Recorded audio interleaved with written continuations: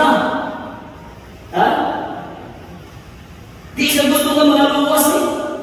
Now, in fact, when you read the book of Jonah, there are only 4 chapters ang book of Jonah. Okay? Called it, itawag na siya one of the minor prophets. Di ba?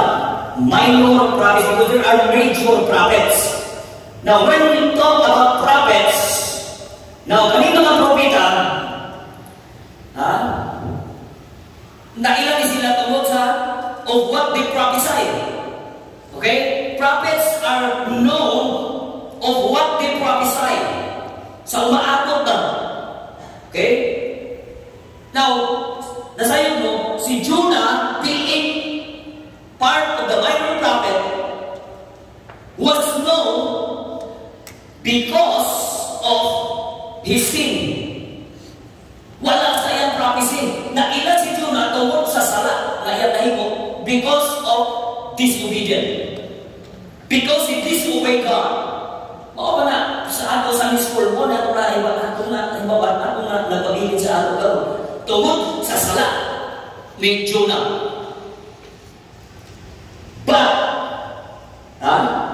the main thing in the book of Jonah, dili ang sala ni Jonah, but it is the mercy of God.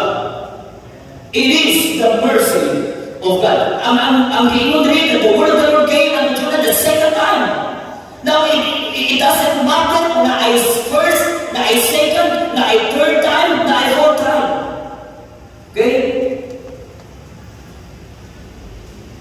So, wala na the book of Jonah. Wala ning galuan focus tungkol sa sala na himo niya sa Ginoo, but ang kaluoy sa Diyos, the mercy of God. Okay? But sad to say, chapter 1, from chapter 1, he disobeyed God, he refused. Ang pagkutana ni Jonah siya kung wala mga luwas doon pa sa Ginoo ng mga tauhan na rin. Why God saved this kind of people? But in chapter 3, if you go in chapter 3, now, here is Jonah. Si Jonah, gikomisyon sa Ginoo. Ingon siya, no, dili ko marto Ginoo, dili ko. I'm not going to Nineveh, but I'm going to Tarshish.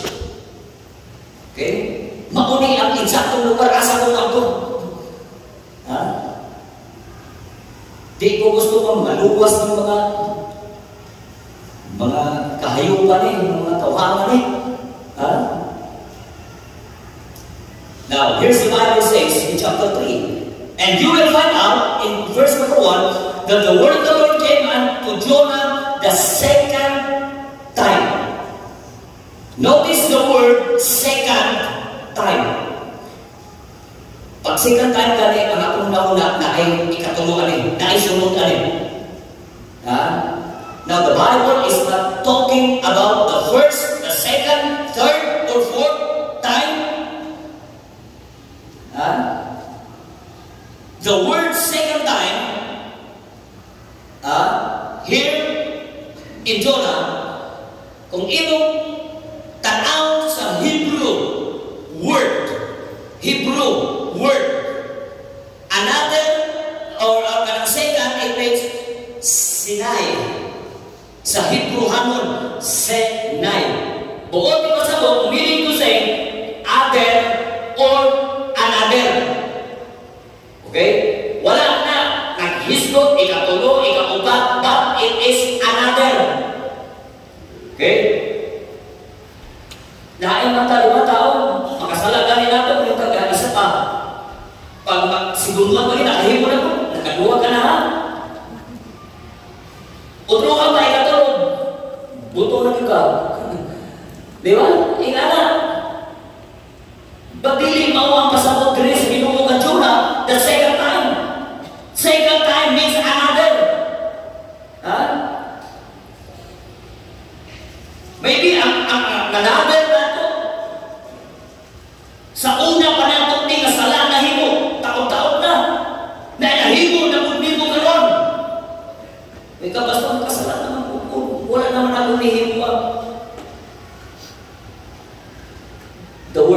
another.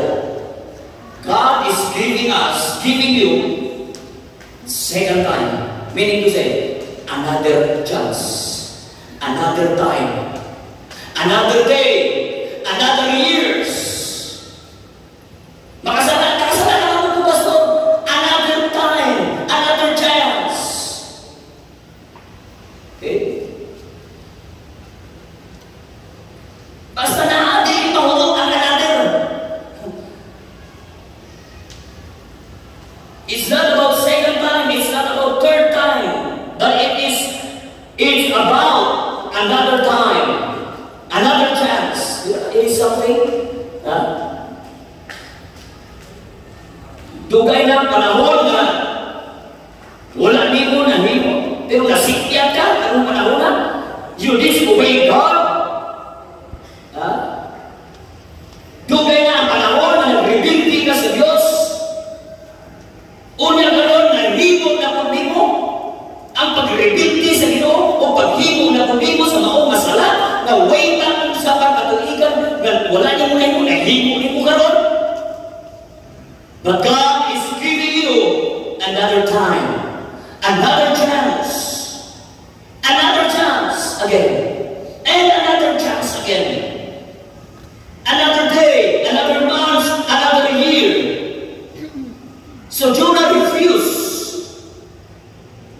Now here's the most important thing here. Okay?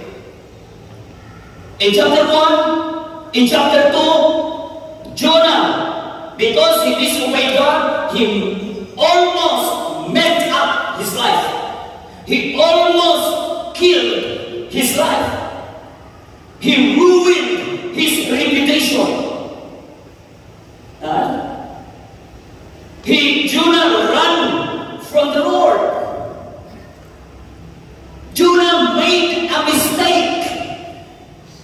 But in chapter 3, verse 1, and the word of the Lord came unto Jonah the second time. Jonah made a mistake, but the word of the Lord came unto Jonah the second time.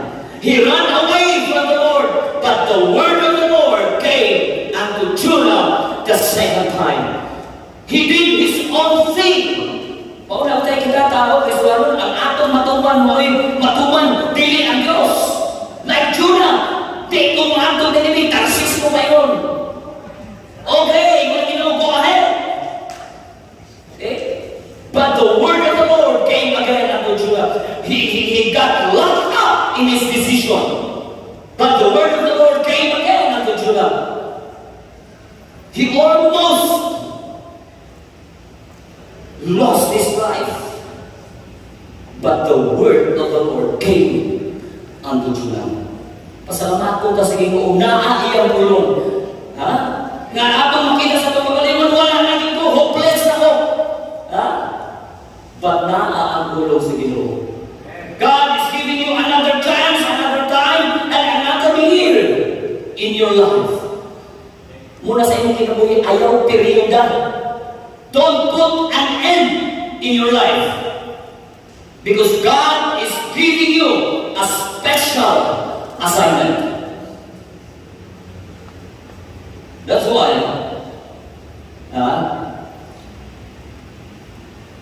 salamat ka sa Ginoo. All the glory, all the praises, all the hallelujahs, and all the amens belongs to God. That we have a God of another chance. Another chance. Akong ginawin, ay kaya wala talaga yung chance sa Ginoo. Kausara ta, wala na. Kausara ta, wala na. Usa ka simpiyan na to, wala na. But salamat ka sa itong Ginoo. We are a God of chances. God giving you, God give us another opportunity. Amen. In our life. Amen. Another chance.